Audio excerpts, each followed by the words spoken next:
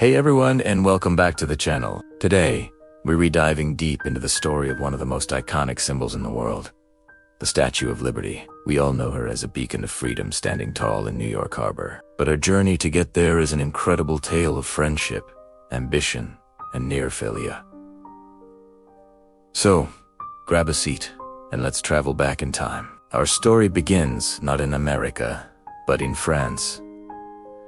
In the 1860s, a French law professor and intellectual named Édouard de Laboulaye was a huge admirer of the United States. He was fascinated by its victory in the Civil War and the abolition of slavery, seeing it as a triumph for the ideals of liberty he cherished. At a dinner party in 1865, he proposed that France should create a monumental gift for the United States to celebrate the 100th anniversary of the Declaration of Independence in 1876. He saw it as a way to honor the shared democratic values between the two nations and to inspire the French people, who were living under the repressive regime of Napoleon III. Entered the artist for this grand project, Frédéric Auguste Bartholdi. Bartholdi was an ambitious sculptor, known for his large-scale works. He was immediately captivated by Laboulaye's idea. He had previously dreamed of building a colossal lighthouse in the shape of a robed female figure for the Suez Canal in Egypt. But that project fell through. Now, he had a new, even grander vision. He began sketching designs for a figure he called Liberty Enlightening the World.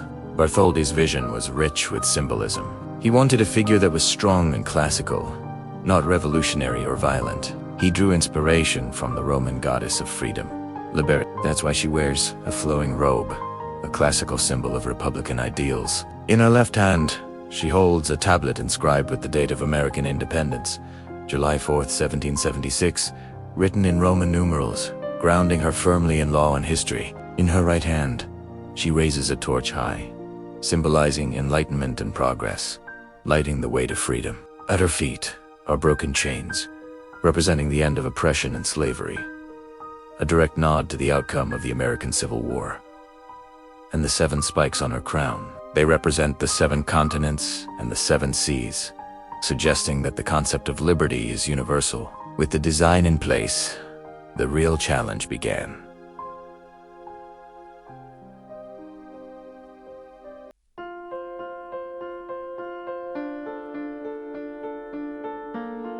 How to build something so enormous? The statue was planned to be over 151 feet tall.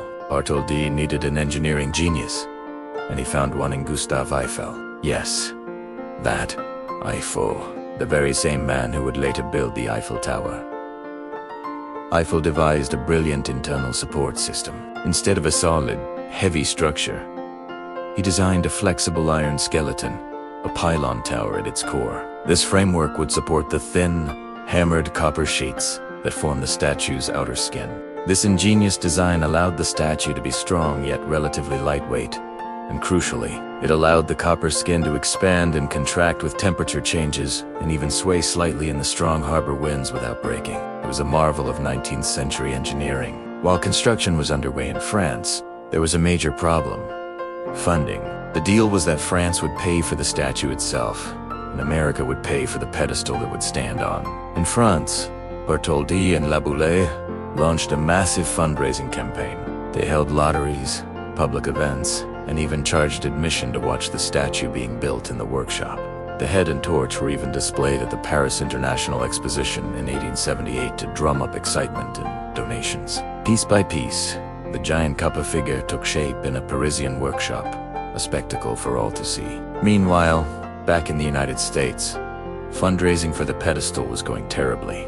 The American committee struggled to raise the necessary funds. The project stalled, and for a while, it looked like Lady Liberty might never have a home. Newspapers mocked the effort, and politicians were reluctant to commit public money. The statue, fully completed and assembled in Paris, was presented to the American ambassador in 1884, and then disassembled, packed into over 200 crates, and prepared for its journey across the Atlantic. But there was still no pedestal waiting for it. This is where a new hero enters our story: Joseph Pulitzer. The famous newspaper publisher of the New York World saw the stalled project as a national embarrassment. He decided to take matters into his own hands and launched one of the most successful crowdfunding campaigns in history. He used his newspaper to appeal directly to the people. He promised to print the name of every single person who donated, no matter how small the amount. His headlines were passionate and persuasive, shaming the rich for not contributing and empowering the working class to take ownership of the project.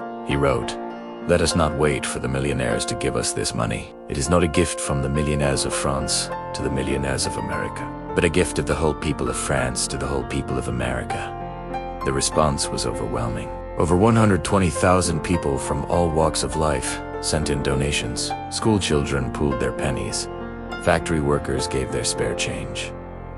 Most donations were less than $1. In just 5 months, Pulitzer's campaign raised the final $100,000 needed, equivalent to over $2.5 million today. The American people had saved the day and claimed the statue as their own. With the funding secured to construction of the pedestal, designed by American architect Richard Morris Hunt, was finally completed on what was then called Bedloes Island. In 1885, the French naval ship Isère arrived in New York Harbor carrying the crated statue. It took months to reassemble her on her new pedestal. Finally, on October 28, 1886, 10 years later than originally planned, the Statue of Liberty was officially dedicated. President Grover Cleveland presided over a massive celebration filled with parades, speeches, and a naval flotilla. It was a rainy, foggy day, but nothing could dampen the spirits. Lady Liberty was finally home, a testament to international friendship and the power of ordinary people. But the story doesn't end there. Over the years, the statue's meaning has evolved. Initially, it was a monument to the alliance between France and America and the success of American democracy. It wasn't originally intended as a symbol of immigration. That association came later, largely thanks to a poet named Emma Lazarus. In 1883, as part of the fundraising efforts, she wrote a sonnet called The New Colossus. For years, her poem was largely forgotten, but in 1903, a plaque bearing its famous lines was placed on the pedestal's inner wall. Its words, "Give me your tired, your poor, your huddled massas, yearning to breathe free," transformed the statue's meaning. As millions of immigrants sailed into New York Harbor at the turn of the 20th century, the first thing they saw was this colossal woman with her torch held high. For them, she wasn't just a symbol of democracy. She was a symbol of hope, a promise of a new life, a welcome to America. She became the mother of exiles.